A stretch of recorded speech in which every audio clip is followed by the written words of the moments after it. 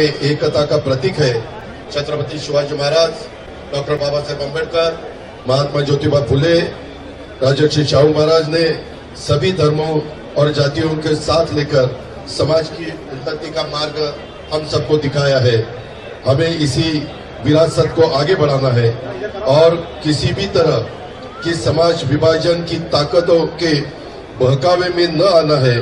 हाल में हो रहे हमने होली मनाई, जल्दी गुड़ी पाड़वा आने वाला है, फिर ईद आएगी। यह त्योहार हमें साथ मिलकर मनाने हैं क्योंकि हमारी एकता ही हमारी असली ताकत है। मुझे एक भरोसा देना है, आपका भाई अजीत पवार आपके साथ है। हमारी मुस्लिम भाई बहनों को जो भी आंखें दिखाएगा, दो गुटों में झगड़ा लगाकर अमन शांति को भंग करेगा और कानून को अपने साथ में लेने की बात करेगा, तो वो कोई भी हो, उसे किसी भी कीमत पर बख्शा नहीं जाएगा, माफ नहीं किया जाएगा।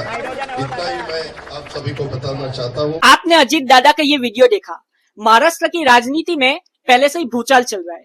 महाराष्ट्र की राजनीति में औरंगजेब की कब्र पे जो है वो राजनीति हो रही है और ऐसा कहा जा रहा है कि औरंगजेब की जो कब्र है उसे हटा देना चाहिए। लेकिन वहीं पे अजीत पवार जी जो कि डेप्यूटी चीफ मिनिस्टर है महाराष्ट्र के, और जो बीजेपी और महायुति की जो सरकार है उसके अंदर आते हैं अजीत पवार जी, उन्होंने ये कह दिया कि मुसलमानों को कोई आंख उठा के भी देखेगा तो उसे छोड़ा नहीं जाएगा, उस पर कार्रवाई होगी जैसे कि किसी भी दूसरे व्यक्ति पे कानूनी कार्रवाई होती है।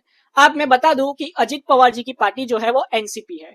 अब एनसीपी पहले शरद पवार जी की पार्टी थी, लेकिन अब अजीत पवार जी उसके हेड हो गए और एनसीपी को अलग कर दिया शरद पवार जी की एनसीपी से। अब दो एनसीपी है, एक शरद पवार जी की एनसीपी है और एक अजीत पवार जी की एनसीपी है। लेकिन यहाँ पे आप देखोगे तो एकनाथ शिंदे की शिवसेना और जो बीजेपी है उनकी आइडियोलॉजी सेम है, लेकिन वहीं पे जो अजीत पवार जी है उनकी जो आइडियोलॉजी है वो सेक्युलर आइडियोलॉजी है।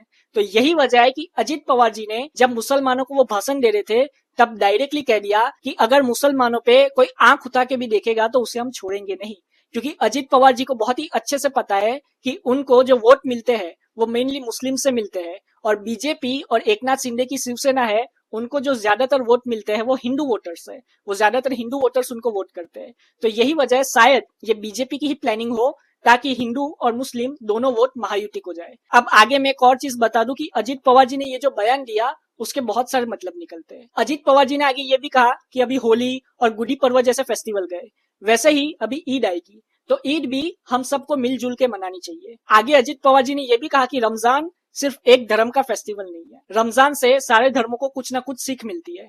तो अजीत पवार जी ने डायरेक्टली यहाँ पे मुस्लिम्स का सपोर्ट किया। अब अजीत पवार जी की जो पॉलिटिक्स है उसके लिए ये जो बयान है वो बिल्कुल सही है, क्योंकि अजीत पवार जी भी बहुत ही अच्छे से जानते हैं कि इन फ्यूचर अगर वो महायुति से अलग होते हैं तो उनका जो वोटर बेस है, कोर वोटर बेस, जो कि उनको मेनली वोट करता है, जो कि है मराठी वोटर्स है और फिर मुस्लिम वोटर्स है, माइनॉरिटी वोटर्स है, तो वो उनसे खींच ना जाए। जो औरंगजेब का अभी जो कंट्रोवर्सी चल रही है उससे अजीत पवार जी और एनसीपी नहीं चाहती अजीत पवार जी की कि उनके जो कोर वोटर्स है वो उनसे खींच जाए। तो यही वजह है कि अजीत पवार जी ने ये बयान दिया। आप अपनी राय कमेंट में जरूर बताएं। जय हिंद।